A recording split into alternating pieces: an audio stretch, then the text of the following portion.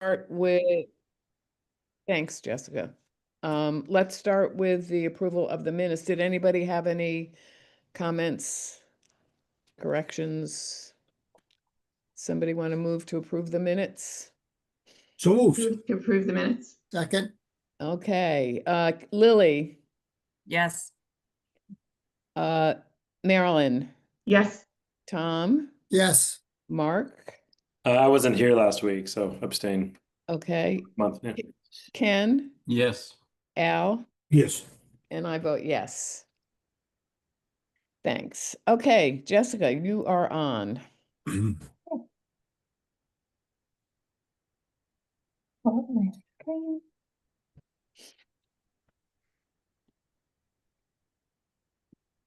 Everyone see that okay? Yes. Do you need it a little bit bigger? Is it good the way it is? Maybe a little bigger.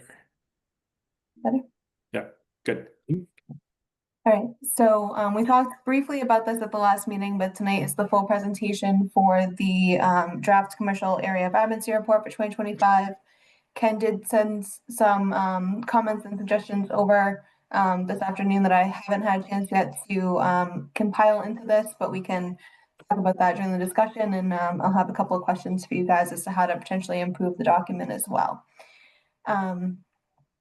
So the methodology behind this, which we've been doing for the past decade or so, this is the second year with it having some of the extra things like the trends and some more of the background as to what we're seeing across the community. But the methodology is that we look at things that are fully vacant.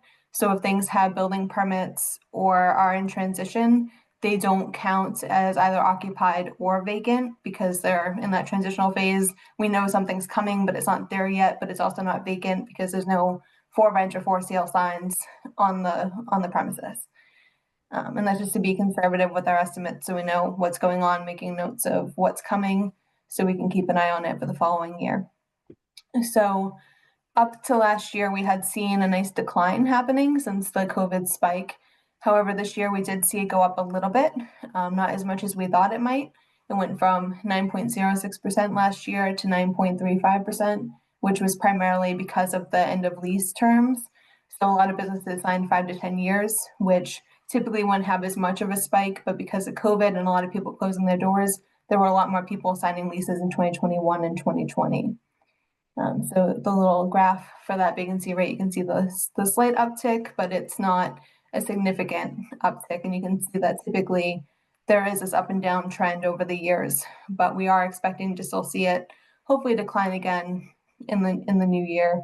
And we'll see that there's a lot more changeover than there is new vacancies, which is a good thing. I mean, of course, we like to see more businesses long term, but changeover is a lot better than vacant storefronts. So in terms of the storefront mix, service use is still the most popular, with 54% of them being a type of service, and that would include hair salons, barbershops, dental, things that you would expect to be, and nail salons as well as another big one where we see a lot of those, the service industry. Restaurant use being the second. I'm sorry, Jess. Are daycares in the service use? Yes. Okay, thanks. So sorry, you're calling a dentist office retail? Service. Well, they're not retail, they're service industry. If Okay. they're on the first floor, because we do have a couple of first floor ones. So this is all just the first floor, ground First floor, okay. Got it. street level storefronts that we're looking at. Yeah. So it's rare to have them included in this, but there are a few that have opened up specifically along Beacon Street that are front facing dental offices. So in the next highest use being the restaurant use at 27%, and the retail use following in third. The institutional uses are primarily along the BU corridor on ComAv. So this is just another graph showing the differential between the different types of uses, and it's consistent from the last couple of years that we've been following this. So this is good. Chain affiliations, we also look at whether or not it's an independent storefront, mom and pop shop, if it's a regional local chain where they might have 2 or 3 locations versus a national chain like the Dunkin' Donuts and the Jimmy John's and those guys. So there's a lot more independent shops throughout Brookline than any other, which is great. There's a little bit more of the regional and local chain and national chains are pretty consistent in Coolidge Corner, which is expected given that Coolidge Corner is our largest commercial area. For the storefront occupancy status by commercial area, there was an uptick in Putterham and St. Mary's, which gave a bigger jump. So you can see that for Putterham specifically, we went from a 0% vacancy rate last year to a high of 6.25%. And it's a big leap, but that's just because there's one vacant storefront. But it's a much larger percentage because there's only 16 total storefronts in that particular area. St. Mary's having also come up to 14.71% versus the 2.94% last year. And again, just because one or two became vacant. So nothing more than 4 or 5 locations have closed their doors and become vacancies, but because of the smaller size of the commercial area, it looks like a much larger uptick than it truly is in terms of number of storefronts closing.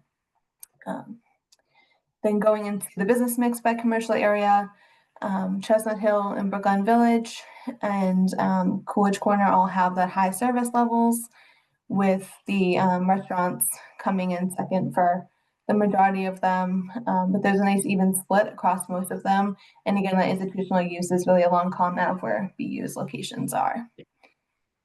And this is just another way of showing the storefront changes. So you can see that the filled vacancies, we had a few filled in Washington Square from last year, a couple from Coolidge Corner last year. So we track both the new vacancies, any filled ones, any continuances, which thankfully we don't have too many. There's a couple in Brookline Village, but no more than less than 5. So 3 or 4 at most is in each area.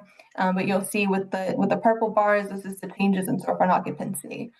So things might close down, but they typically get filled in by another business, typically ones of the same style business. So you see a lot of like Chinese food places close down, but another one comes in.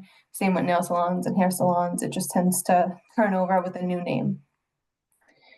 And the regional retail comparison is something that we had started adding last year as we subscribed to CoStar, which is a subscription-based resource that is real estate-based, that shows the different market trends and commercial area trends, both for the Brookline area as well as the greater region. So looking at that, going down a little bit, for our vacancy rates, we have reached a low of direct retail vacancy of 1.8%, which is closer to the pre-COVID levels of 1.2% in 2019. The vacancy rate in Q3, so last year, which sorry, I should have started with this. Some of the numbers that we had from CoStar for the last year was different because we had pulled it earlier in the year than we did this time around. So some of the numbers have changed. So I've included those here where it was Q3 2024 numbers that we had used for the report last year because the new ones weren't ready until later. And I hadn't gone back to update that. So that's my fault for not updating it for the final version of the report. So the vacancy rate last year for Q3 was 4%, which is only 0.1% lower than 2023. However, the final one, as of December 31st of 2024, fell down to 2.1%. So just within that last quarter, there was a lot more changeover in terms of regional areas. And a lot of that is because people will wait to open their doors. If it's the building permits, a lot of construction and things happens in the summertime, in the springtime, when things are a little bit calmer, people are away on vacation. That's when people tend to make those changes. With people starting to open their doors more towards that Q3, Q4 timeline and trying to get everything up for the holidays. So that's just a change that you'll see somewhat throughout the report where those dates have changed for the CoStar numbers. So year to date for 2025, we're looking at that 1.8%, and we expect it to go down a little bit more based off of that trend that we saw last year. For leased retail space, the inventory square footage is about 1.4 million, and the majority of that is currently leased. There is somewhat of a gap there, but it's a good visual to show that really there's a lot more filled than there is empty. For net absorption, last year, so vacancy rates declined about 2 percentage points.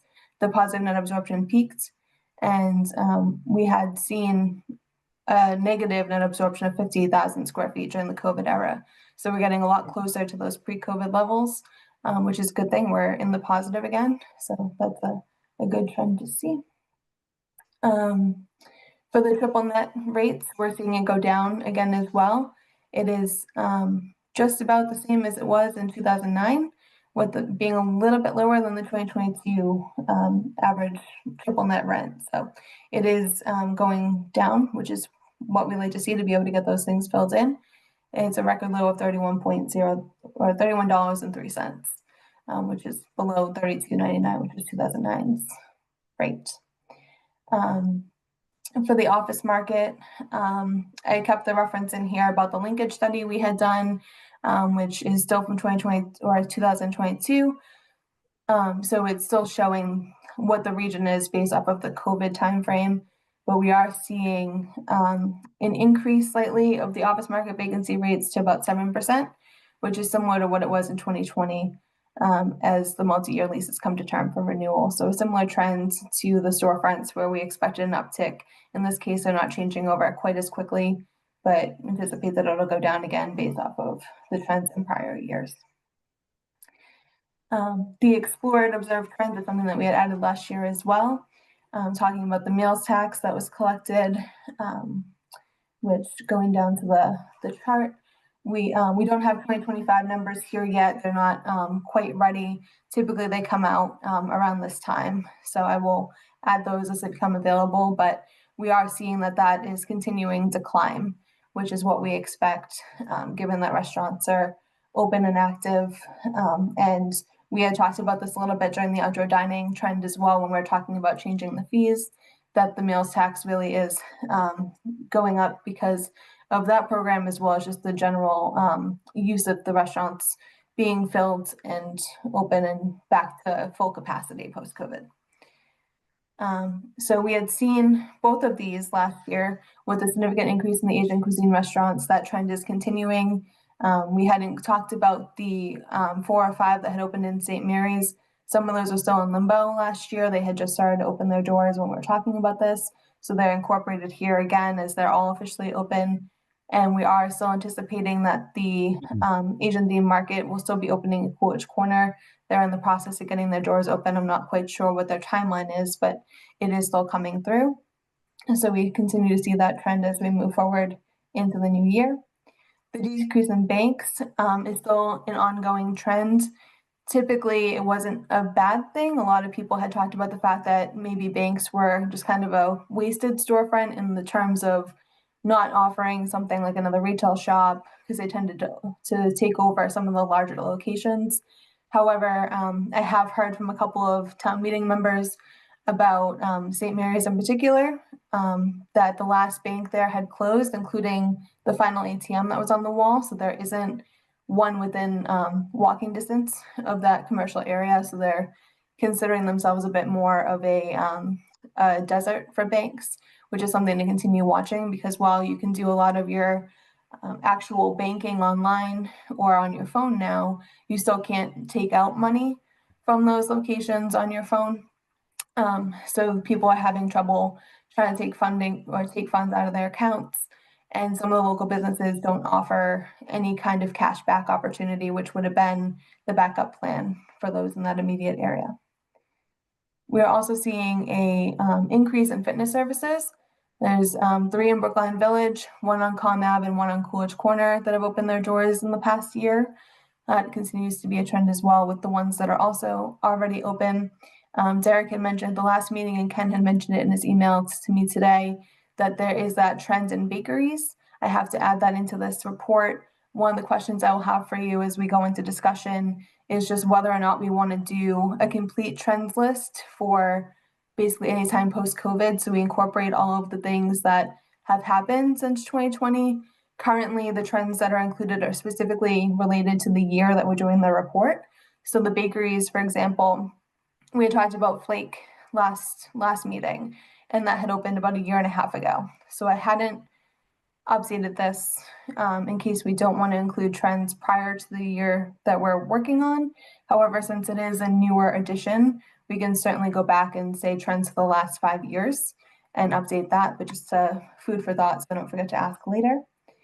And then we have a section here about the commercial area town project. So this is primarily where we'll talk about the ARPA projects that we had put into place with the ARPA funds that we received to use to help the businesses and the general community at large, as well as some of the projects that we have ongoing now. The first of which is the Chestnut Hill Commercial Area Study, which I won't dwell on too much since we'll be talking about that later, but just a brief snippet as to what that project is, what it's seeking to do, which will be updated as we move forward in the process. We have the Brookline Village and Washington Square parking studies, which are wrapping up now. We've gone through the majority of the engagement process. They're working on giving us the recommendations, and we'll have the final report, I believe, in April. But there'll be some more public engagement in between to make sure that things are aligning with what people are expecting and what we're looking to see. But this just tells what we've done so far with the community engagement and the parking usage. But we're expecting to see a lot of similarities to the Coolidge Corner parking study. And then going into the American Rescue Plan Act, this is all very similar to last year's report, just an update as to where things stand now in terms of any progress made, any additional funds that were expended. We have the Center Street lot study, which is still ongoing. We've talked a lot about that in these meetings, so I won't dwell on it too much, but this has an update as to what those 4 different scenarios are, what the committee decided on, and we will be presenting the final report and next steps for implementation at the January 27th Select Board meeting coming up later this month. We do have the final report. It will be circulated to you guys after the 15th, just waiting to actually have a meeting with the full committee. Now that the report is complete, we haven't met yet, so we're meeting the night of the 15th. So one of the days after that, we'll be sure to get it out to you guys so you have a chance to see it before that Select Board meeting. Project Pop-Up, that is still ongoing.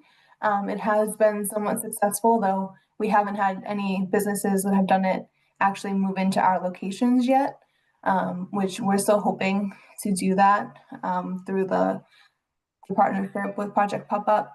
But we are continuing to hold new cohorts through through the end of this year, rather, because we are in January. So the end of this year will be the last cohort. So I think we have 2 or 3 more to go.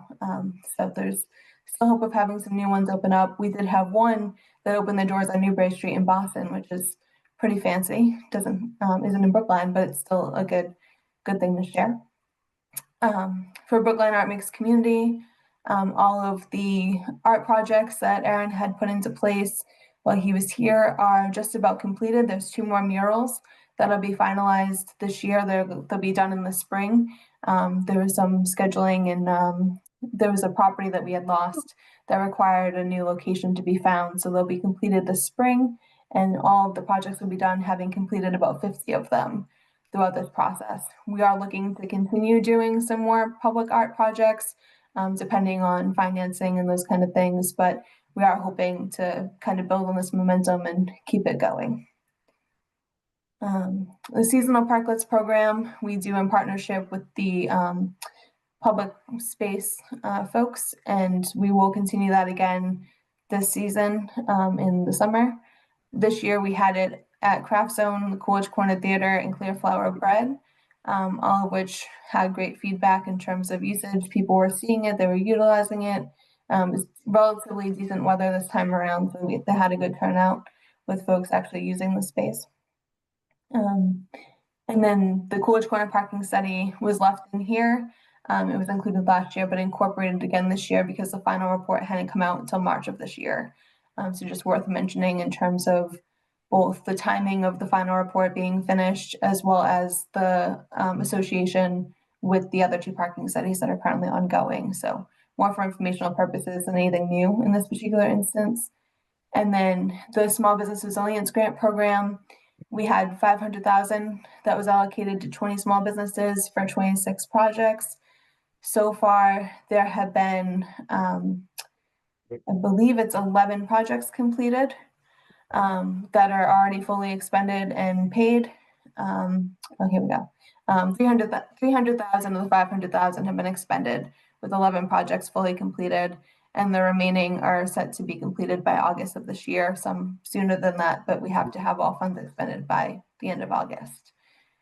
And finally, the outdoor dining program, which isn't something new, but just something that was incorporated just because it is part of the vibrancy.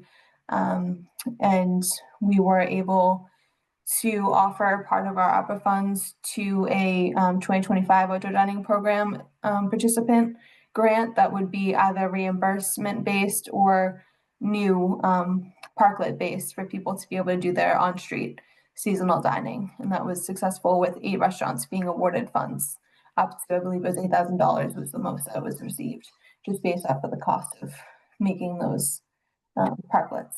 And that is everything here. So I will stop sharing so we can just discuss. Is there any questions? Questions? Comments? Nothing. I had a few. Yeah. So one interesting stat is a retail per capita. And that is, like, for example, Florida is notorious for just way too much retail, right? For every like one person, right? There's like a gazillion square feet of retail you can go shopping at. And so, are we over retailed, under retailed? Are we right in the middle of retailed? And again, what's our comps and who is that, right? So I think that's sort of one thing. So number two, I don't know how we track this, but in market versus out of market, right? So take Coolidge Corner. The dollars generated, how much of them are from locals versus people who come from out of town or destinations? It'd sort of be interesting to see where the dollars are coming from. Another just interesting thing, I'm not sure it's worth the time, but just understanding the ownership, right, as well. Like, is Coolidge Corner still dominated by mom and pop owners? Just I only own 2, or are there, how much institutional, how much corporate stuff is here, right? And one other, and this is a much harder retail analysis, but when you do the trends, but why? Like, why do we think gyms are coming? Like, where are the holes in the market, right? That somehow the private sector is identified and why they're coming or not coming, and why is, right? So I think it's just, yes, there are trends. A whole nother deeper dive or deeper cut to that is like, why is that happening, right? What is it, something societal, or are they being chased out of downtown Boston and they're coming here? So just some food for thought about just some sort of deeper cuts on retail. But, Absolutely. And I think we are looking to start talking to more of the new businesses. And before Aaron left, he was the one that was primarily handling the new businesses coming in, as well as basically the exit interview for the businesses that we knew ahead of time were preparing to leave, so we could find out why they were coming in, why they were leaving. So we are looking to continue to do that as well, so we can understand that. In terms of, I have notes for the other things. I'm not sure how we'll figure out the in-town versus out-of-town sales, but there might be a way to do that. So I will do some digging there.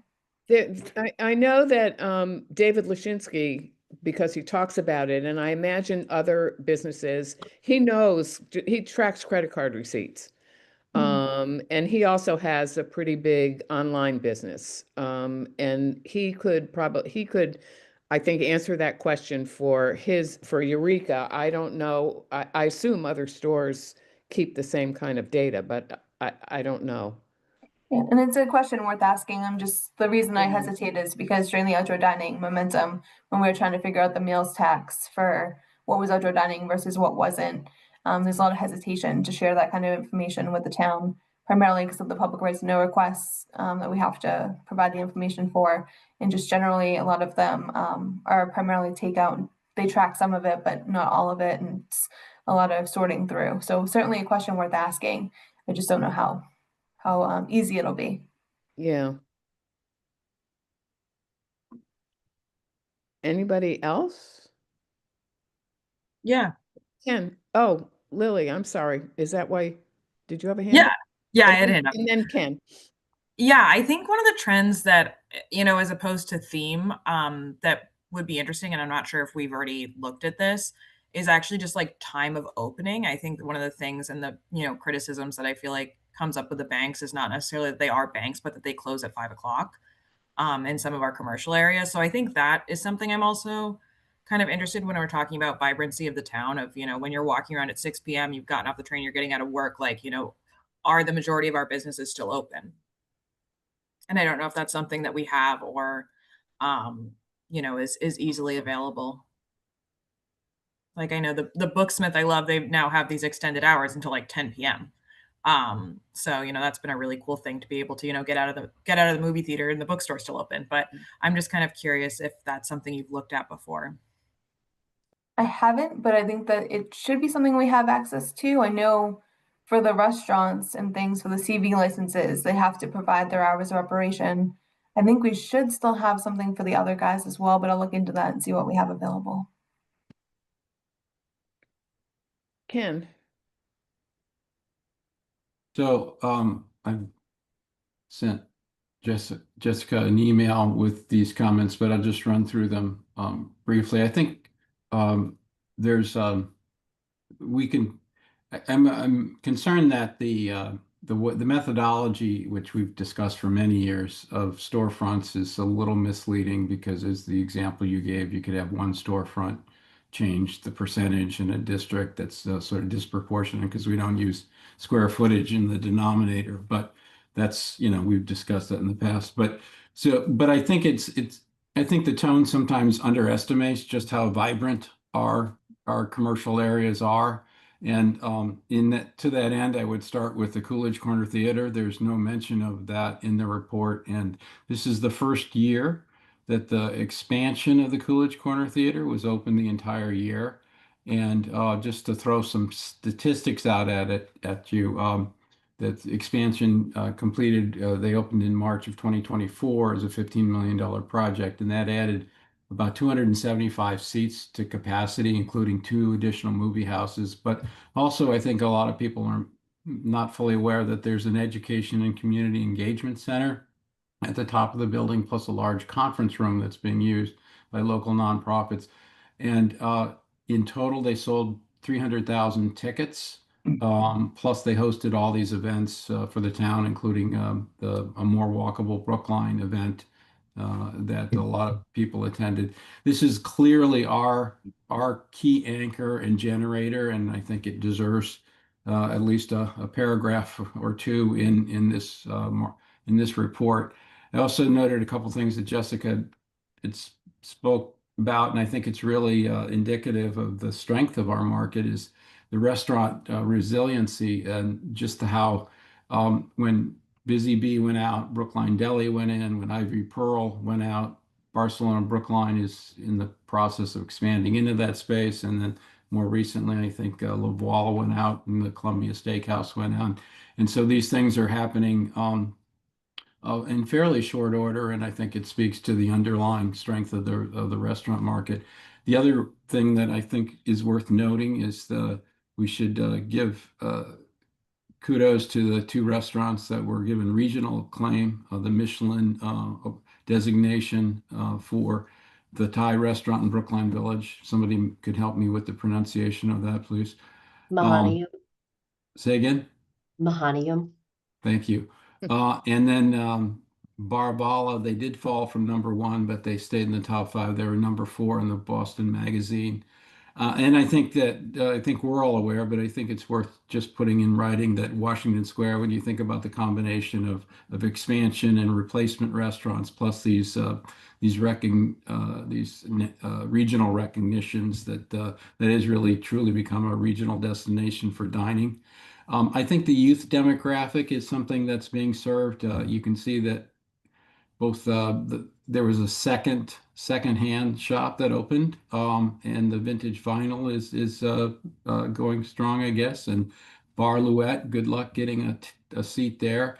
And I get the sense that this is sort of this retro vibe and sustainability awareness that's working hand in hand to help drive more of a youth demographic into town. I don't have any data to support that other than seeing these businesses full on a regular basis. I also think that I like to characterize the bakeries as destinations. there are so many people that say if you don't get there early, you get shut out, and that's true of the getting your pasta donatas at Flake or Burdick Chocolates has really become a great spot. So we have those to join Clear Flower Bakery and Paris Creperie and others. So those are doing well. And the last one I just would note, and I have no explanation of why it's happening, but just the number of new barbershops. That's sort of perplexing to me. Perhaps it's just all part of the youth demographic that seems to be reinvigorating our commercial areas, but maybe some others have insights on that. Thanks, Ken. The one on Harvard Street is always mobbed. There are always people in there. And when I walk by the fancy one on I can't remember what it's called, on Beacon Street, I've never seen anybody getting anything. I mean, the guy's always in there in a vest and fancy dress, but I've never seen anybody getting their haircut there. Not that I'm there that much, but it's just an interesting comparison. Paul. Hi, thank you. Actually today, 2 haircuts at Alton Barbershop. My 8-year-old son and I went and got our hair cut. In and out pretty quick. I dropped $90 on 2 haircuts. So there we go. I'm a big tipper. Jessica, thanks so much for the report and all the comments. I agreed with. It's very helpful to hear your perspectives on things that are missing or things that can be added. The report certainly is very quantitative focused. There's a lot of numbers and trends, and I'm glad to hear that there will be some move to try to get kind of exit interview information to find out why people are leaving. One of the things that I'm always have been interested in is what are we hearing? What's the qualitative information we're hearing from our various business districts? What are they missing? What would they like to see more of? Would they recommend another restaurant or another service business to come into the area? To people that they know, almost like a net promoter type of score. So I often worry that we look at numbers, we look at turnover rates, we look at gross receipts, but we really don't understand the wants and needs of the business districts and what's missing that would make our business districts more healthy and vibrant. And those types of things don't show up in the numbers. It is a conversation, it's a survey. Perhaps we could do a regular survey, an annual survey, asking for feedback on a number of different areas, including, trash pickup and support, or policing and enforcement, parking availability, things that we know they care about. Connection with other businesses or other institutions in the town, whatever they may be. I think a qualitative type of tracker would be really, really helpful, I think. Yeah, thanks. And I think, Jessica, you had asked about trends either for the last 5 years or the last year. I think going back more than 12 months is really helpful to understand it. Some of the things that Ken was talking about in particular are longer trends. And, it takes a while to pick up the barbershop trend, for example. So I think that would be useful. Yeah. And one other quick point, if I may, I know that there's some work out of the town administrator's office to work on reducing the amount of time it takes from permitting to opening. It would be great to have that as a longitudinal study to understand, are we making progress on that? I'm still waiting for the Busy Bee to open. I see them in there working. It took a long time to get the permit. They're whittling away at it, but I do worry that we make it hard and laborious and unpredictable, frankly, to open a business in Brookline. And if we can shorten that, it would be good for everybody. Yes, we do not have a reputation to be business friendly or development friendly, which is something we'll talk about next. But that's a real problem that we have in town, and isn't new. Yeah, if we could start track, but if we could just put, if this is a report that's being done regularly, just to Yeah. have that metric, if we could somehow track it, just shining some sunlight on it would be a good Yeah. idea. Did, is anybody, do you know what's happening with that study that was being done? Meredith or Jessica, the permitting work So- that Tiffany was working on. I don't know what happened to it. Yeah, I think Tiffany's replacement, whose first name is Melanie, I'm blanking on her last name, but today was her first day, the Oh, new assistant town administrator of operations. So I think we have been sort of buffering on conversation with the sixth floor about how we can move forward with the business licensing sort of improvement initiative until that new person is on board. But that's certainly one of the projects that is going to be top on our list the first time we get to talk to Melanie about the work that we do and that we're looking forward to. great. Thanks. Anyone else? I just one final note, and this is kind of taking where Paul was going one step further. When we try to identify what does a healthy retail district mean, right? Or retail ground floor, are there best practices? Are there ground rules, right? And then I know, for example, I was doing some work over in Cambridge before, and there was very specific rules, right? Like that, what percent of any given kind of storefront are chain stores, right? How big are they, right? What's the sizing? Is there a cap on banks? Is there a cap on nail salons? Like it's a very heavy-handed regulation, but there are some best practices in and around the country about starting to help curate what a really healthy retail district looks like and feels like.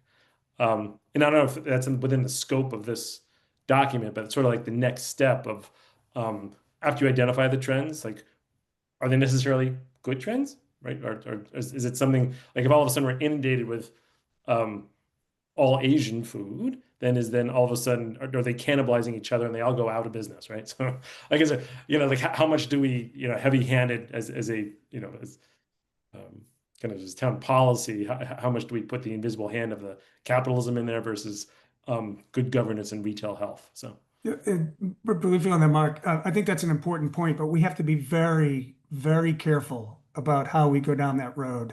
Yeah. All of that would have to be, we would have to go speak with town council, but we got to be very careful about being arbitrary and capricious decisions, especially if it's coming to certain types of food or certain types of businesses. It certainly is something to think about, but it's going to be very strategic and I think very well documented. Yeah. Agreed. We had conversations, was it 3 or 4 years ago now, when we were talking with some of the business owners and property owners in Coolidge Corner about starting a business improvement district. So they could get together and sort of figure out for themselves, because they're each property owner there doesn't own a whole lot of property. There are a lot of property owners, and they'd all have to figure out together what makes the most sense for the business area. That didn't go anywhere, unfortunately. It's hard to do that without some central organization, because there's so many property owners. But you said Cambridge actually has regulations. I didn't know that. Okay. Yeah, I couldn't, right. I did a development where they couldn't have more than 4 stores that was defined as a chain. Also, there was very specific square footages. They didn't want huge footprints. They wanted kind of small. A certain percent also was affordable, in quotes, like that developer, like in same way you had affordable resi, you also had affordable retail. 1 out of every 5 stores had to be cut rate rent. So yeah, there was very specific regulations. But that was for new development you're talking about, not for new construction. That's okay. right. Okay. Yeah, but yeah, it was just sort of interesting, right? And I've seen it where like food and beverage is the only use group that can pay the rent, right? So all of a sudden, if you have only a food and beverage environment, they start to cannibalize each other, and it just becomes sort of a not a very rich environment, right? So it's all that sort of stuff, right? But I agree, as Paul was saying, it's just treading lightly on this. Yeah. Because it can be very heavy-handed. So Yeah. Okay, anything else? Just on the food and beverage, there was something in Brookline.news today about Wonder, the place that's coming in where the butchery, where Andrew's Catering was. Does anybody know anything about that? It was hard to figure out. It was sort of fast food, but with 12, I mean, it was hard to figure out what it actually is. Do you know anything about it, Meredith? Were you shaking your head yet? No. Okay. All right. Well, we'll look forward to seeing what it is.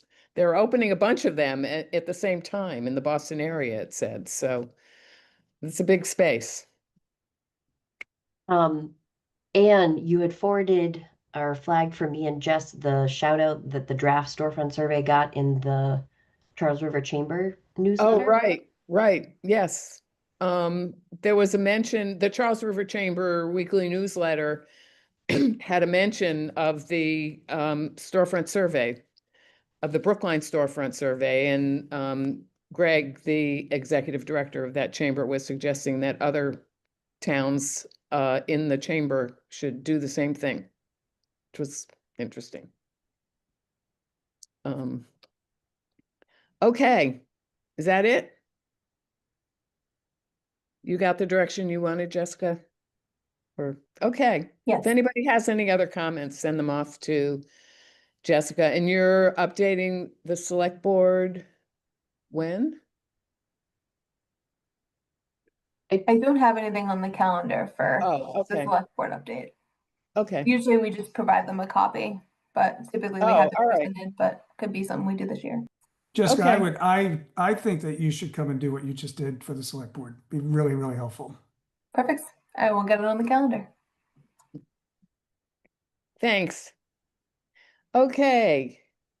Meredith, I think you're on, or you Yes. are on. Thank you. Right on had- time.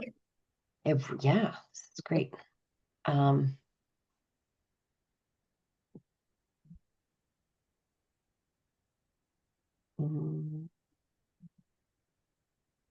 Okay. So we were talking about the flu at the top of the meeting, and I was pretty much out of commission last week with the flu, along with my son. So I am playing catch up this week and a bit behind. So tonight's update is sort of a status update about where we are in terms of the project timeline, key dates that are coming up over the coming weeks. This is everyone's favorite reference chart about the key components of the Chestnut Hill Commercial Area Study. The transportation upgrade, so we pretty much completed our work in terms of developing sort of the realm of possibility in terms of conceptual transportation infrastructure upgrades that the Chestnut Hill area is going to need given the existing conditions in anticipation of the potential upzoning of the area. We're going to be presenting those conceptual ideas to the Transportation Board on Wednesday, and it's going to be presented with the hope of the Transportation Board adopting it as sort of a planning document that will allow Economic Development Division staff in partnership with Transportation Engineering to continue conversations with City of Newton and Mass DOT and continue to move those initiatives forward as resources become available and continue each of those proposals and the appropriate public process for each of those as well. So that's coming up later this week. We are continuing to refine the draft zoning, the overlay zoning, and the design guidelines. We're working with Sasaki on the development of the design guidelines. There's been some really helpful push and pull between these two components. And we are also, in terms of the town protection section, have had conversations with the select board regarding negotiation strategy with City Realty, the owner of the Chestnut Hill Office Park, and are working on moving forward with that negotiation strategy in partnership with town council and keeping select board updated. So these are a general sense of where we're at in terms of completing the project recommendations and the deliverables. So we're honing in on completing the overlay zoning. I'd say we're about 70% of the way through. Similarly, design guidelines, about 60%. Transportation infrastructure upgrades, I mentioned we've got the sort of realm of potential improvements at a conceptual level, and the project consultant Kittleson, we owe them a few additional pieces of data that they're going to plug in and work on the infrastructure capacity testing that we've been talking about. So that's in progress, or soon to be in progress. And then in terms of the town protections, the memorandum of agreement items, that's, in progress, and hopefully we'll have updates about that over the next several weeks. And then I will flip ahead to key upcoming dates. So we already talked about T-Board later this week.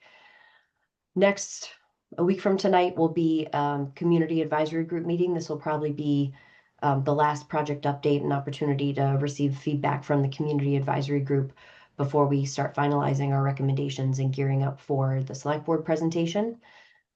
Prior to our presentation about the study recommendations and the proposed warrant article package for town meeting, which we're targeting for February 3rd, we are hoping to give an update to EDAB. We penciled in sort of a bonus January meeting on January 26th, and that will be followed by an update to the planning board on January 28th. February 2nd, there's a sort of standing meeting. We can provide Chestnut Hill updates and talk about other agenda items.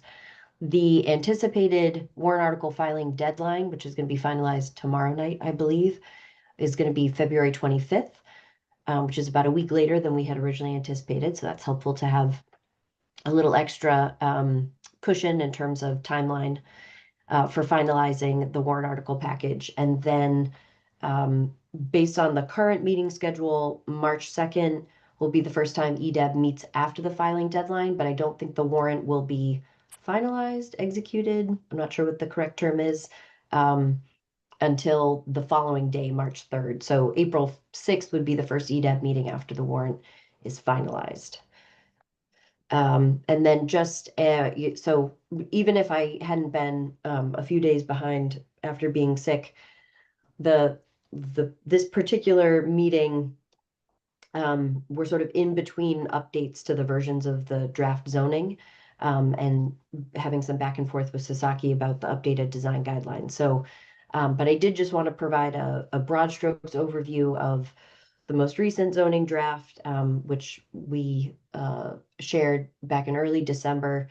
There was a big reworking of the zoning language and sort of a reformatting with the goal of making it easier from a regulatory interpretation standpoint.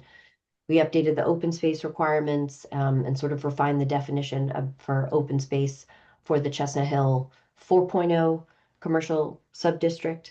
And then we're still refining setbacks, stepbacks. Our last meeting with the Community Advisory Group back in December, there was a lot of focus on the proposed stepbacks in particular.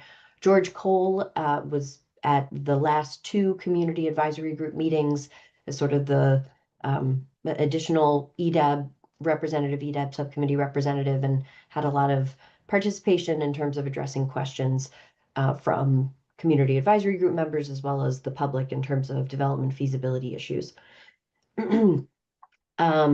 We are continuing to work on refining the incentives for the neighborhood mixed-use subdistrict, updating the 3.0 requirements, and developing the transit-oriented subdistrict requirements.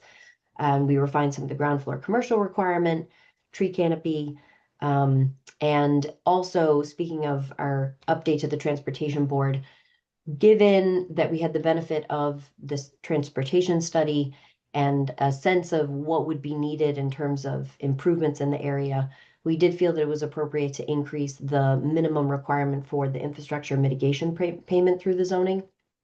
So we had kind of carried over the language that had been in, all of the overlay zoning for, in recent memory, in terms of a minimum 1% of hard costs would go towards infrastructure improvements.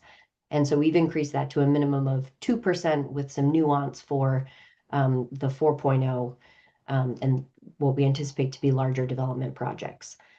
So, and I'd say that is my project update for tonight's meeting, and I'm looking forward to later this month giving a more detailed presentation of the nuts and bolts of the zoning proposal. So we should have questions if people have questions or comments for Meredith. And then what we wanted to do tonight, we were talking about this last month, was have a conversation about what we as EDAB members can do to start someone called it a public engagement strategy for, I don't believe our job as EDAB is to sell the project, sell the Chestnut Hill Realty project. I think our job, and we should talk about it, other people may disagree. I think our job is to sell the notion that this is a big opportunity for commercial development, and we need to get the town to take advantage of it now. And how do we do that? Again, I want to take questions for Meredith first, but Tom Nally had offered to kind of get us bullet points based on the conversations we're having, just to make sure that we all have the same information and we're all saying the same thing in a series. And then we should talk about what kinds of meetings we need to have and things like that. And Michael Rubenstein, who I see is on the call, has also done an FAQ sheet. He started to draft one, and I sent it. I don't know if you all had a chance to see it, but I sent it this afternoon. And I think those two documents will get us on our way, and Tom can talk about what he's been thinking about. And but let's start with, but that's what we wanted to do for the next hour or so, however long it takes. And again, it's unfortunate that 5 of us are not here, 5 EDAB members are not here, but we can send them this stuff and they can see this, the tape of this meeting, and hopefully add comments, because a number of them have expressed comments and have a serious interest in doing this work. So let's start with questions for Meredith, or comments or thoughts. Anybody? Marilyn. I'm not sure this is exactly a question. It might be sort of a meta comment question. This is obviously a big deal for the town. Very important as a piece of the whole strategy. We've all talked about it now for a couple of years, with many reports about work that many, many, many people have contributed to, and lots of things going on. And I think that for EDAB to play a helpful role, as we want to, in educating and airing issues and providing some expertise where we have expertise, I think we need to sort of have a better grasp ourselves of the big picture of the content, not just of the process. And I feel as if we've had many, many reports on the process. And maybe it's my deficiency in not studying closely enough some of the things that have been presented to us over time, but I haven't gotten too much of a grasp of the content yet. And I think sort of walking the fine line that Anne is talking about between, we're not promoting a developer's particular proposal, but we are trying to advocate for the town to make the best possible opportunity that's presented here.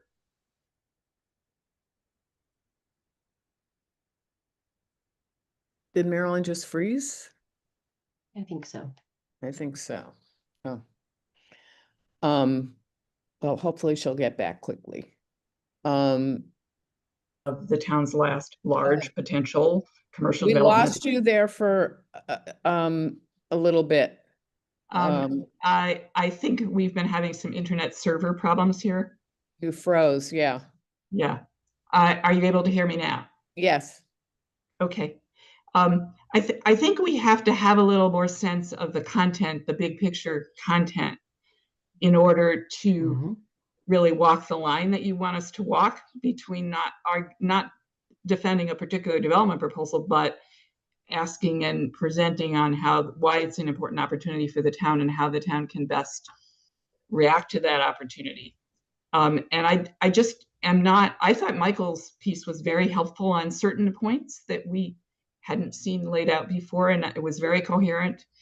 How can we get a little bit more of that kind of perspective? You know, how can we get more information understanding of that last slide that you presented, Meredith, the elements of the zoning, the actual content of the zoning? I think we need a little more of that to play the role that we'd like to play. Okay, thanks. Lily. Yeah, I think I really liked the document that was sent around. I thought it was helpful to have some of that, insight in what was, concerns. I'm kind of curious if anyone has heard any kind of feelings from town meeting about this. Like, is there a big concern that these won't pass in this upcoming town meeting? It seems like most of the concerns are just from the direct abutters. But I'm kind of just curious. I didn't necessarily see as much of that like as a temperature check. Like I really liked the piece about explaining why it was important to have 14 instead of 12 and how that makes an impact. And I think there's all these kind of pieces that we can help explain and kind of have that conversation with people. But I think the kind of piece that I'm missing in here is just, again, like that temperature check from actual town meeting of, do we think this is going to become, a huge issue, and what are those issues going to be, if not just the abutters? Mike, I assume you have some thoughts about that. Yeah, so I've been in this from the beginning, and particularly it's been very interesting to see neighbors' reaction. The one thing I think the thing that we need to be concerned about, or the thing that I'm concerned about from town meeting, is based on town meeting's tendency to want to listen to the precinct that's being affected. And if there are a substantial number of town meeting members who, in precincts 15 in particular, substantial number of town meeting members in precinct 15, perhaps precinct 16, who are very concerned about the zoning, very concerned about height, so forth, then it becomes difficult to get the 2/3 majority. And I think just historically, I think it's important to remember what happened with Hancock Village, that the then chair of the Board of Selectmen, Neil Wyshynski, worked out a proposal or an agreement with Chestnut Hill Realty regarding zoning, and it was opposed unanimously by the town meeting members in 16, and as a consequence of that opposition, it failed to pass, and it got 62% of the vote, but it didn't get the necessary 67. So it's really important to explain, and I think the FAQ does a great job of that, but I've been very close to that, so that's, it's easy for me to say that, but it's good to hear other people say it. It's really important to explain to people what the zoning would enable. Again, not trying to sell a particular developer's project, but what the zoning would enable and what the consequences would be for the development of that parcel if the zoning doesn't go through. And that second half, equally important. And so to the extent that we can say, well, if this doesn't, this is what we would expect as the Economic Development Board, Economic Development Advisory Board, this is what we might expect a developer to do based on our own expertise if the zoning doesn't go through. That I think could be very helpful. And what I don't think you said is that the outcome from the lack of approval at Hancock Village was another 40B. I mean, oh yeah, yeah, absolutely. Yeah, it's not that nothing happens, something else happens that's not necessarily in everybody in the town's best interest. Right, and there were members of the public and members of the precinct 16 town meeting member delegation, as it were, who said, well, the developer will come back to the table, and no, the developer basically threw up their hands and took the easy route for themselves. And so there is that risk here as well. And I think we need to explain that. And I think, I mean, that's a delicate thing to say. I don't want to cast any adverse light on any precinct or any particular decision the town meeting made, but just the same, that was one that had a consequence, and the consequence was a 40B. And one other thing I thought of, and then I'll call on you, Janice. I see your hand up.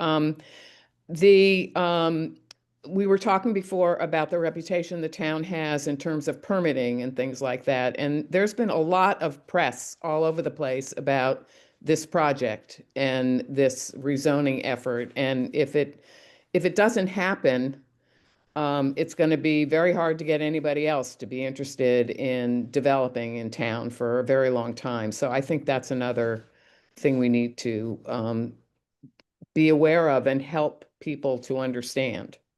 And can I just have a really quick follow-up? Yeah. So I'm just curious, Mike, if, like, I know in our last meeting we were discussing, the importance of doing outreach. Is there, any kind of understanding of if that is something that the precinct members are kind of looking at going up against or for, at this point? Like, is there any level of like organized, pro or resistance in that precinct from their town meeting members? I think one of them can speak to us right now. She has. Right. We can certainly hear from Perfect. from one, and I think I have a pretty good idea of where what she'll say, but that's her that's for her to say. But we haven't canvassed the town meeting members, but obviously we will. Great, thanks. Janice. Yes, thank you so much for allowing me to speak. Lily, I very much appreciate your comments. I am a town meeting member from Precinct 15, and I am in the neighborhood. So this project is very much on the radar of my neighbors. Before I go and answer your questions, I want to respond a little bit to what Anne said at the very beginning and Marilyn echoed, which is that I feel that EDAB has a very important role to play in this Chestnut Hill commercial area. You are the only, I said this before at meetings, you are the only group that's dedicated to commercial development. There are many, many groups who are devoted to housing, but you are it. You're the voice for really creating a vibrant commercial presence in this town. And so your role is so critical to so many aspects to life in Brookline and to the fiscal balance in this town, so that we can have sustainability, fiscal sustainability. I'm also on the advisory committee, so Mike will understand where I'm coming from there. So I believe you have a very, very important role. I do not believe that your role is to sell this project. So I appreciated Anne's comment at the beginning. So I think Hancock Village is not a good example of what is going on here, because that was always going to be a residential project. So it went from being a 40A to a 40B. So here we have a very different opportunity, which is to bolster the commercial area in this town. And so if you want to play a critical role to your mission, then what you need to do is start promoting a higher percentage of commercial development in a commercial area. That is your role. There are lots of people who will advocate for housing here, but this is a real commercial opportunity that's unlike any other area of the town at the moment, because there's so much underused property in this area, not just this 5-acre site, but throughout the entire commercial area. It's very undeveloped. And so, so you have a very important role here. And I think that, I worry when I think that you're trying, when I hear members of your group start to say about advocating for this project, which has a lot of carrots for a lot of different groups in this town. But for your group, for this group, the carrot is economic development. It's commercial development in a commercial area. And so I would hope that when you start to reach out to people, that you really that you work actually with the town to create higher percentages of commercial growth in this area. That's the voice that I feel that you need to have in the conversation. I am disappointed that the commercial area group that's been meeting pretty regularly on this will only have one more meeting, and then it's handed off to the groups in town to then just hammer it out, because it does make me as a member of this community feel very marginalized. So I will put that out there. As for the 2/3 vote, Lily, to get back to your original thing, is we are concerned. We want to see commercial development here. We do not want to see nothing happen here. That's not our role. We are not a robust, we're not in an area that has a robust transportation system. So, so it matters the kind of, I think, economic development that happens here. So we are concerned about what our neighborhood will look like. You know, typically I will say municipalities in general tend to put the things that are least, that will cause the most disruption to the least number of people on their borders. And we are a border community. So it's not surprising that that would happen in Brookline. It happened in Newton on my border as well. But that doesn't mean that that's necessarily the path we should go. And so, so I think there will be some concerns from the neighborhood should the very intense density that's being proposed here go forward. Yes. How town meeting will judge it, I don't know. I honestly don't know. It depends on which carrot has the most interest for a particular town meeting member. But for this area, we already are living in a parking lot. So, you know, the transportation Route 9 is impassable at certain hours, and we're having problems here. So, you know, we have to be able to make sure that the traffic, you know, that we can get out of our neighborhood. You know, honestly, I go to Newton. I can't get into Brookline at certain hours. I just can't. So, you know, so it's not like North Brookline. It's not robust. You know, we can't just walk into Boston from here. And so, so I think that it needs to be done carefully. And I do agree that we should not be the tool of a developer, but we really need to think about what development we as Brookline really need. Thank you. Thanks, Janice. Al? Thanks. Couple things. I very much understand Janice's perspective and respect it.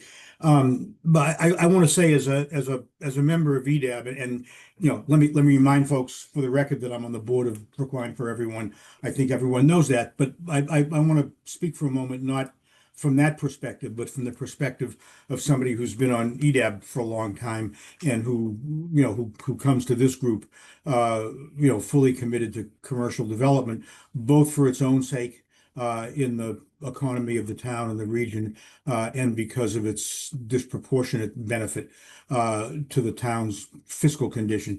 And what I want to say is two things. Number one, I wasn't one of the members. I'm not one of the members of the EDAB subcommittee that's worked on this, but I think everyone understands that that group, with the backing of this whole board, you know, pushed and is pushing hard for and foundationally for a big piece of this site to be commercial.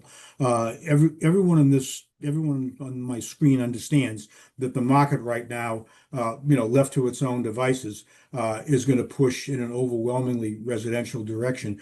And the fact that the zoning ideas that have emerged from this long process are, have as big a commercial piece as they do, and that's been so basic to how the town staff and consultants have understood this. I think is thanks in no small part to the perspective of EDAB. Second thing I want to say is that people who do economic development. I was Secretary of Economic Development a long time ago, but I think we understand that in order for commercial development to be viable and thrive, both to get it off the ground when the market isn't great, but to have it, thrive permanently as a part of the town, it has to occur in a mixed use context. And EDAB has supported mixed use, mixed land use, not only individual development ideas, but mixed land use in our commercial areas as a basic way to think about economic development for a long time. And while Janice is certainly right that as an economic and transportation geography, Chestnut Hill, isn't the same as Coolidge Corner. The idea that you could attract and wish into viability an overwhelmingly commercial outcome here, rather than a mixed use outcome in which the residential component supports the commercial and makes it a comfortable place for people from other residential places to come and patronize the commerce that's here. I mean, to me, that's just basic to understanding how economic development works in a market that mostly wants to build housing. So I think that I think we all agree it's not our job to sell a particular developer's idea. But I'm comfortable saying that, helping to sell what town staff eventually comes up with is a perfectly appropriate thing for us to do. And I think that proposed outcome is going to recognize the realities that I just mentioned. Thank you. Thanks, Al. Okay, I think that's a good segue to Tom, unless anybody else has specific questions about Meredith's presentation. Tom, as I said, had volunteered to put together some talking points. So we all need to, and this is the subsequent conversation, or if we get to it tonight, we need to figure out how we're going to talk to as many town meeting members as we can, how we're going to talk to specifically people in the schools. This project will generate a lot of property tax revenue. And that's one of the important body, the school advocate, the school population will benefit from that, and they'll suffer without more tax revenue. And we need to do that. We need to figure out how to do that. So the goal was to find a series of talking points and rationales that we all could use, so that we're all saying the same thing or telling the same story. If I could pick up on what Ann just suggested. I think we're talking about dealing with multiple audiences. And so we need different tools to communicate to those audiences, because people understand things in different ways. We need to have good talking points that we can communicate orally. We need to have good written material, either distributed electronically or with hard copies. And when we meet with people, maybe we need to leave something with them so they can think about it. And I think we need to have some good graphics that will explain things for people who understand things graphically, either with diagrams or charts or renderings, whatever it takes to appeal to the sensitivities of the audience that they were aiming for. And again, multiple audiences. I think I'll just go through a quick outline, and we will add to this. My objective tonight is not to come up with the words, but to come up with some of the framework, and whatever words we come up with and discuss tonight which will be kind of the first thing that comes off of the top of our heads, may be the most important things. We'll get into the weeds, but we want to be careful that depending on what audience we're working with, we want to address things in a way that is at the right level of complexity and detail for the audience that we're talking with, whether it's the schools or town meeting members who are obviously very sophisticated about this, or the public in general. So I think we need multiple ways of communicating these items. And clearly we would need to talk about the town meeting actions that are necessary, the zoning overlay that needs to be enacted, the protections for the town, the authorization to negotiate with the developer by the select board. And just a quick run through of some topics that occurred to me, but let's please add to them if I've left a lot out.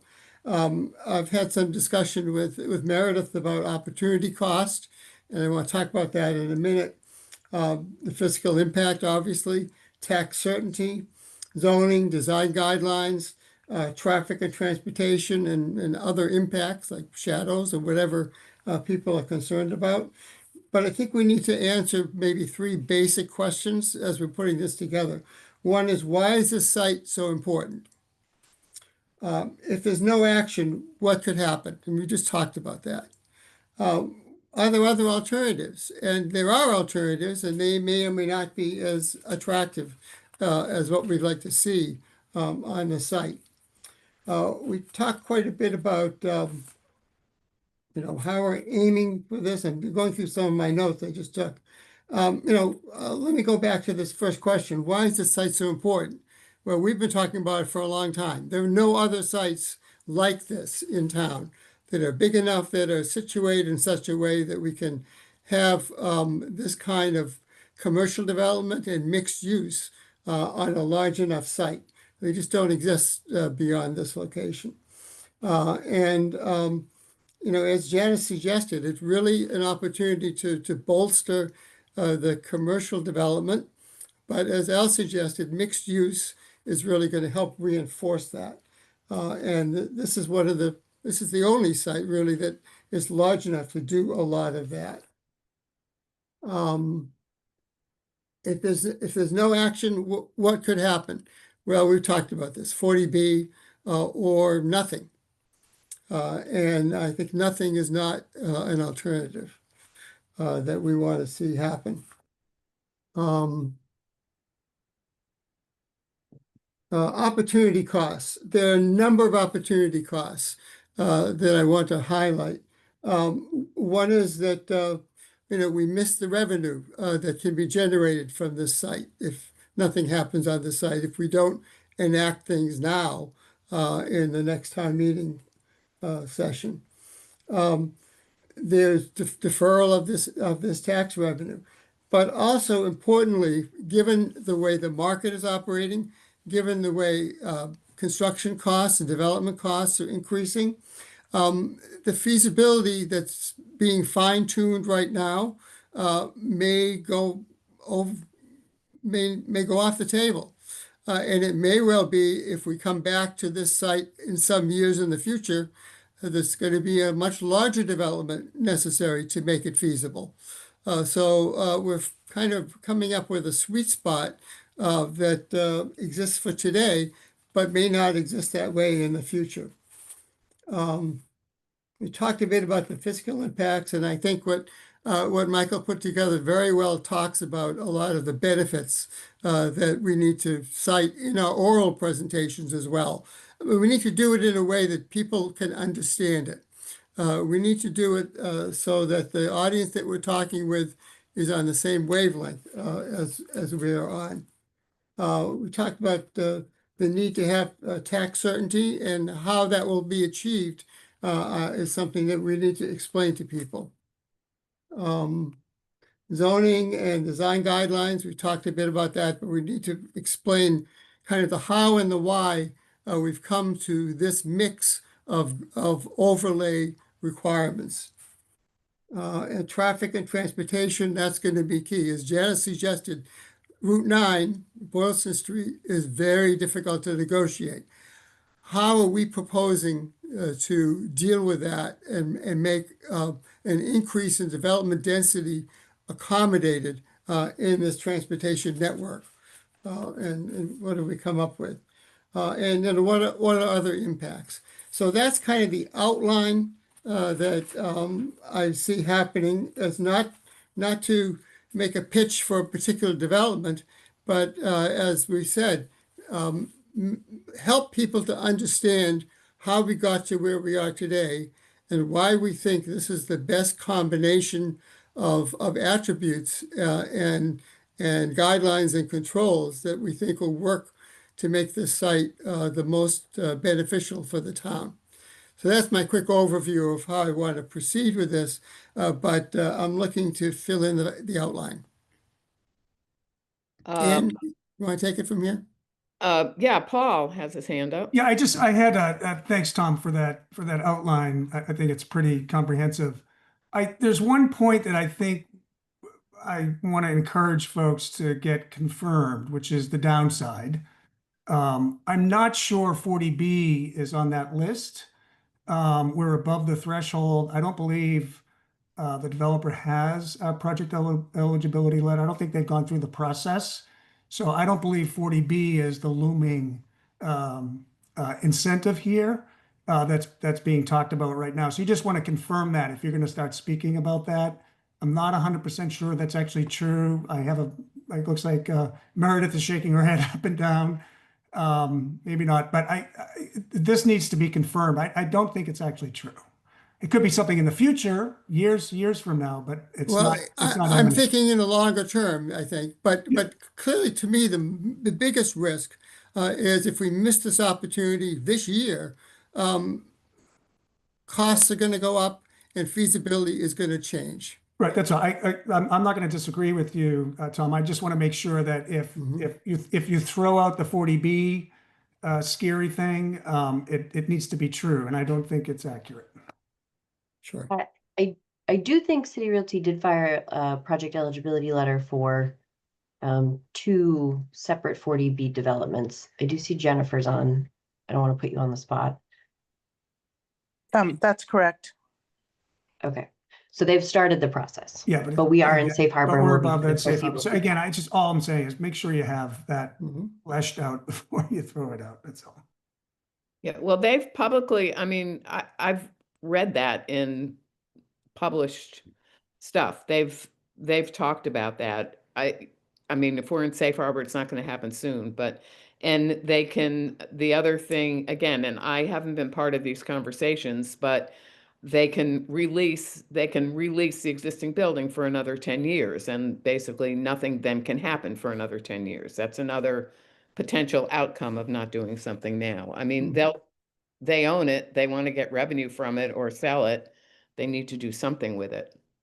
I want to go back to the point that Marilyn made, is we need to kind of look at the content of how this outline is filled out. And that will mean looking very carefully at the work that's been done in more detail than we've seen lately as a group. In terms of the outline, what have I left out? Anybody have any thoughts for Tom in terms of what's missing from that list?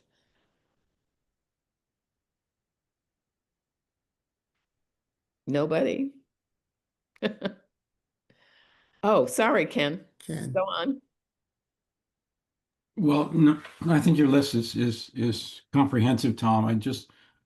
One of the things that Mike Sandman has emphasized as the chair of this committee in public meetings is the whole issue of trade-offs.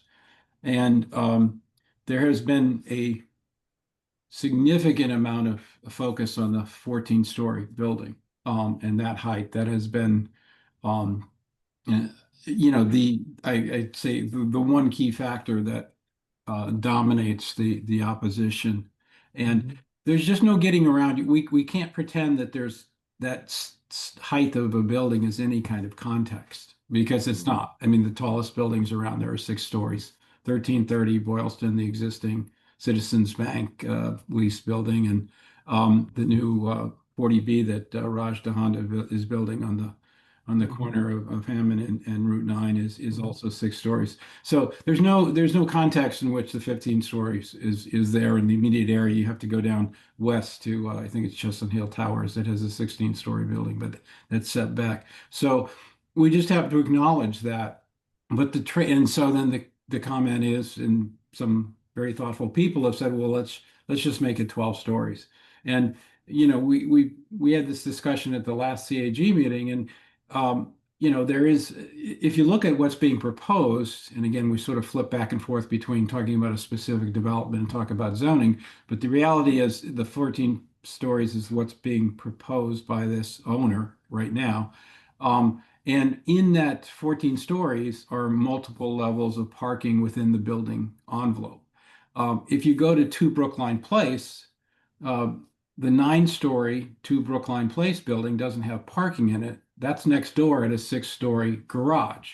So that kind of trade-off is there. And, could the height be reduced if you eliminated the public plaza and put up, an independent garage? And we're not going to design that off the top of our heads, but yeah, in theory, you could do that. And all the other buildings, B and C, also have a significant amount of parking built into the podium. So those are the kind of trade-offs, and we can talk through some of the other issues. There is, and George Cole has made a very strong argument about when you take off the top floors, those are the most valuable floors too. So it's not just, you're not just losing that space, you're losing a disproportionate value because those are the units with the most panoramic views.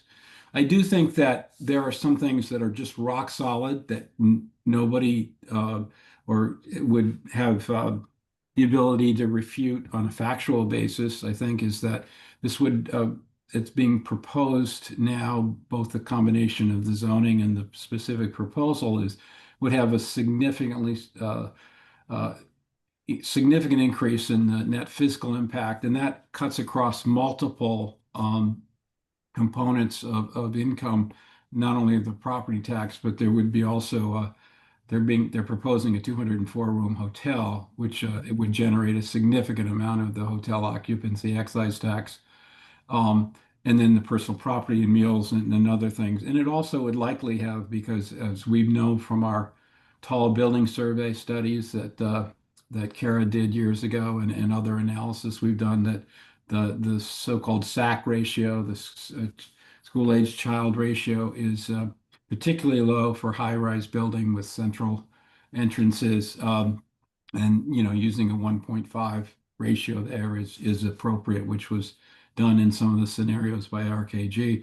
So I think the fiscal impact is rock solid argument. I think the affordable housing, and that has 2 components, as was explained in Michael's memo, the on-site. That's in Building C, though, and Building C is probably down the road. What's much more immediate, we hope, or we would anticipate, is what's the contribution from into the Affordable Housing Trust of 10.93 million, and that would be funded on a per unit sale basis for the condominiums. We happen to, as I think everyone knows in this call, we happen to have a large site at Walnut and High that's available for redevelopment. It's controlled by the BHA. It has a phase 1 funding proposal that seems to be pretty much in place, although the third party, the state and federal, hasn't been done yet. But there is a phase 2, and so that 10.9 could be very beneficial to secure and leverage those funds, 7 to 10 times in state, federal, and tax credit sales. So that's a real benefit. It's hard to refute. And then I think the site plan has been given a lot of thought, with open space, active ground floors, which I think is going to Al's point about having, residential and retail that works in hand and is supportive. And there is no connection to, there's no vehicular connection to Heath Street, but there is pedestrian walkways that'll be established through the site that can connect to the site and then across to Route 9. So I think those are all I think those are all good things. I think the one challenge that I think we face that's really hard to get around is the traffic congestion issue because it's already so prevalent on Route 9. Thanks, Ken. Yeah, And, these are all great points that I will start to incorporate as I draft something, because you're right. Trade-offs are hard to explain sometimes, but I think we need to try to grapple with that. yeah, that's critical. And Michael's memo got into that, particularly in terms of the height. And if you do a lower building, what it means to the open space on the site and things like that. I think that was really well described. It's very complicated. I think the challenge will be to be able to explain that to different groups in simple terms. Yeah. And I'll try that. Okay. Any other thoughts for Tom? No? Well, Hey, and but one final thing. Yeah. I know we've talked about this a couple of times, and I know we did in our group. Just precedent imagery, right? Just what are other vibrant, like kind heights and shadows look and feel like, right? When you're walking through those neighborhoods. I don't know if that might be helpful as well. Yeah. That gets at the point that I was trying to make earlier, that we're talking about written material, oral material, and graphic material. Yeah. And the precedents, I think, will provide some good graphic examples. Right.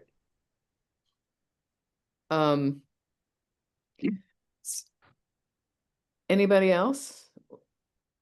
And hopefully, the 5 members who aren't here can listen to this.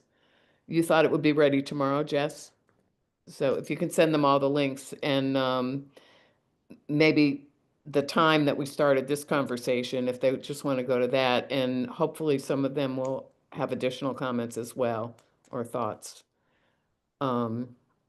So Michael Rubenstein, did you want to add anything before we move on?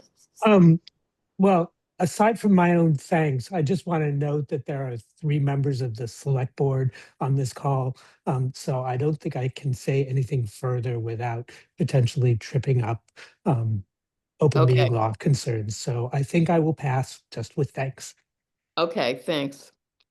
All right, so Tom Michael's document is still being worked on, I believe. That was version 4, I think, and it's evolving. And it's my understanding, he's been talking to town meeting members in terms of finding out what their questions are and what their concerns are.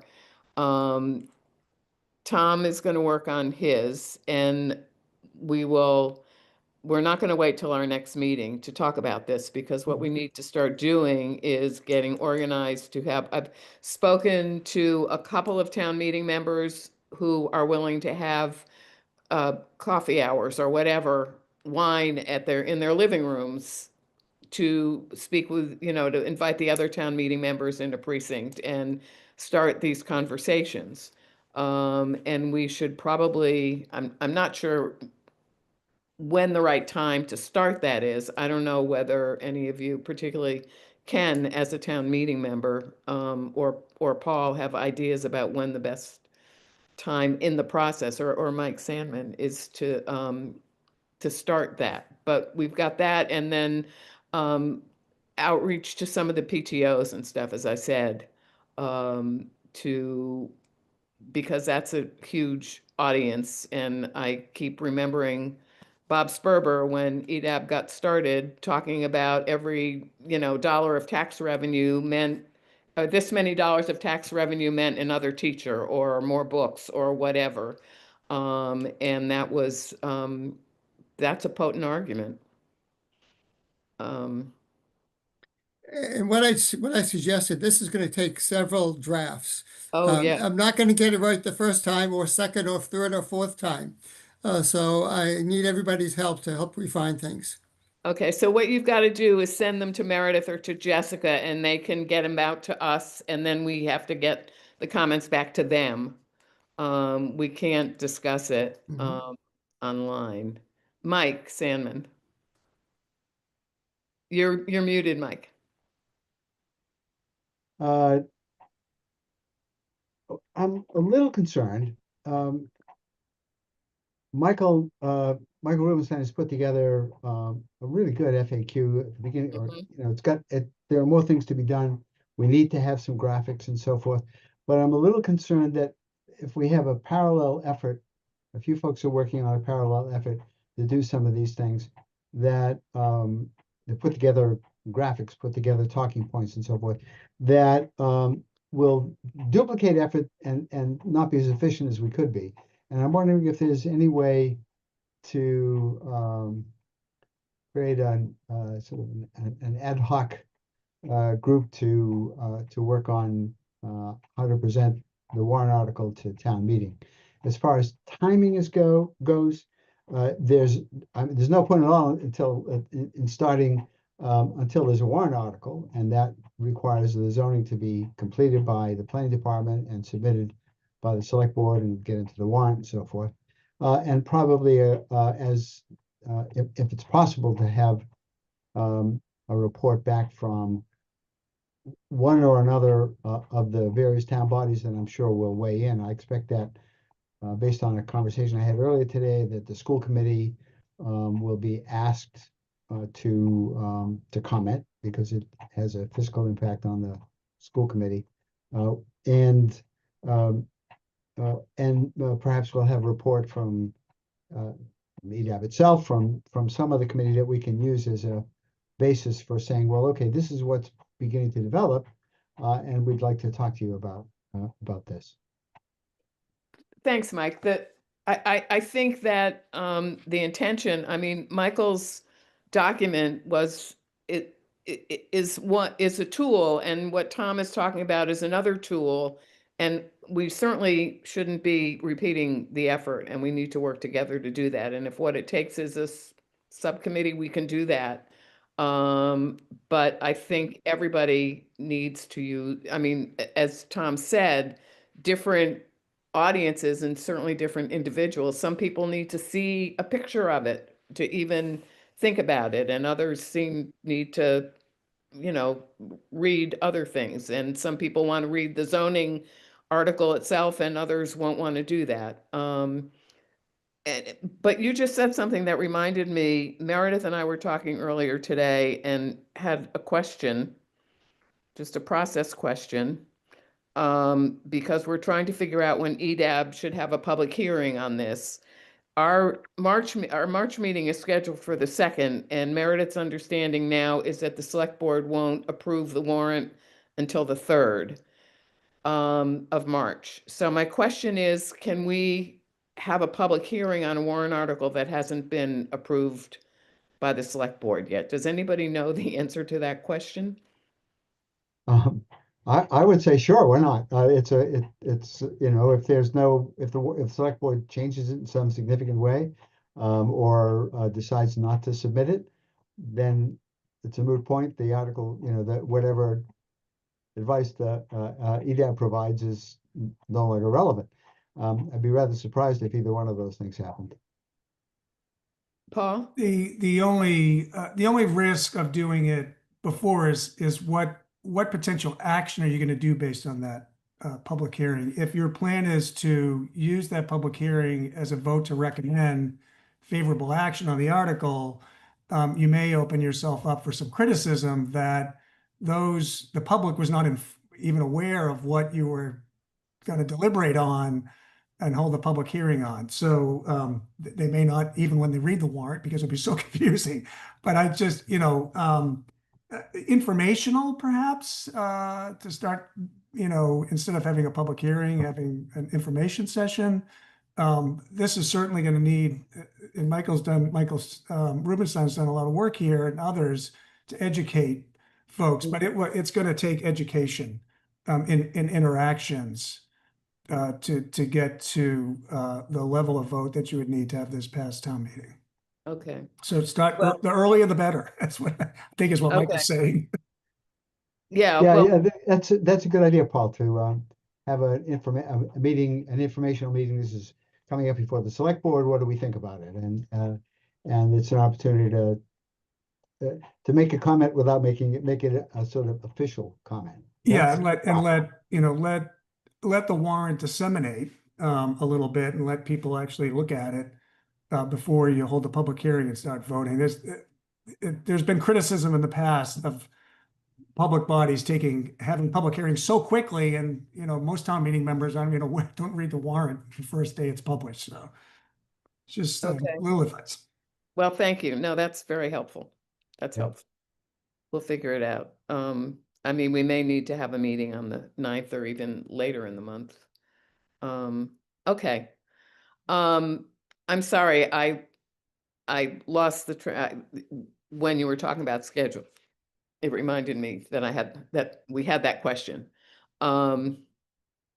Okay, so we need to in the next few weeks get organized with the, let's, for the lack of a better word, call them the presentation documents, whatever it's going to be, and figure out who we're going to talk to. And again, I've got an offer from somebody in Precinct 8 to have something at their house, a town meeting member in Precinct 8 to have something in their house. And I think that the more of those we can have with town meeting members and anybody else who's interested, but particularly town meeting members, would be very helpful. And again, I'm going to make the point that I made in the past. We've done this in the past quite successfully. And I think it's small groups, medium-sized groups, individuals. I think we've got to meet people where they are. Yep. Yep. Anything else on this? Okay, so look for Jessica to send stuff from Tom and take a look at what Michael did. Send off comments and we'll keep this moving. And thank you, everybody. This is very helpful. So we have just a couple more items. We're right on time here.